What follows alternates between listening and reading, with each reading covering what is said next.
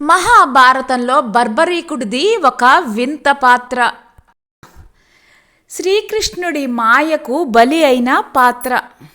లక్క ఇల్లు తగలబడ్డాక పాండవులు వనవాసం చేసే కాలంలో హిడింబి అనే ఓ రాక్షస యువతిని భీముడు వివాహం చేసుకున్నాడు.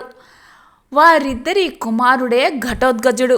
ఘటోత్కచుడు ఒక యాదవరాజు మురుబిడ్డ మౌర్విని వివాహం చేసుకుంటాడు.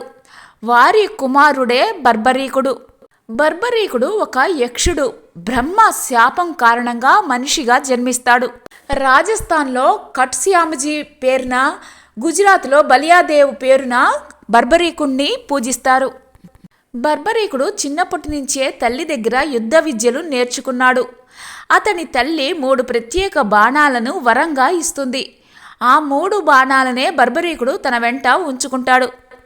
అందుకే అతన్ని త్రిబాణధారి అని కూడా అంటారు.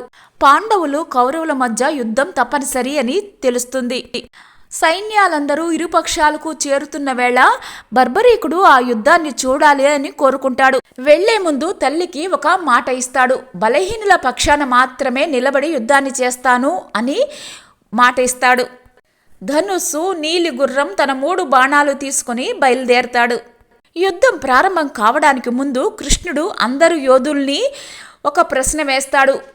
యుద్ధాన్ని ఎన్ని రోజులలో ముగించగలవు అని. కొందరు 20 అని, కొందరు 25 రోజులని, కొందరు 28 రోజులు పడుతుందని రకరకాలుగా చెబుతారు. ఇవన్నీ చూస్తున్న బర్బరీకుణ్ణి కృష్ణుడు బ్రాహ్మణ వేషంలో ఒంటరిగా సమీపిస్తాడు. నిజంగా నేను బరిలోకి దిగితే ఒకే 1 నిమిషంలో యుద్ధం ముగిసిపోతుంది అంటాడు బర్బరీకుడు.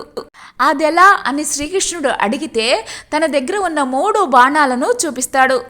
ఒక బాణాన్ని వేస్తే ఎవరెవరిని హతం చేయాలో చెబుతుందని, 2వ బాణాన్ని వేస్తే ఎవరెవరిని రక్షించాలో గుర్తు పెడుతుందని, 3వ బాణాన్ని వేస్తే రక్షించాల్సిన వాళ్ళని మాత్రం వదిలేసి హతం చేయాల్సిన వాళ్ళని మాత్రం అందరినీ హతం చేస్తుంది అని చెబుతాడు.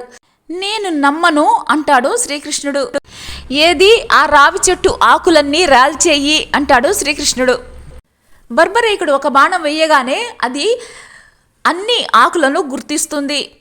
2వ బాణాన్ని వెయ్యగానే అవి చెట్టుపై ఉన్న పక్షుల్ని, ఇతర జీవులన్నిటినీ గుర్తిస్తుంది. ఇవి రక్షించబడాల్సినవి. 3వ బాణాన్ని వెయ్యగానే ముందుగా గుర్తించిన ఆకులన్నిటినీ రాల్చేస్తుంది 3వ బాణం. రక్షింపబడాల్సినవి మాత్రం వదిలివేస్తుంది. ఈ బాణాల శక్తి నుంచి ఎవరిని దాచలేమని, కాపాడలేమని శ్రీకృష్ణుడు అర్థం చేసుకుంటాడు.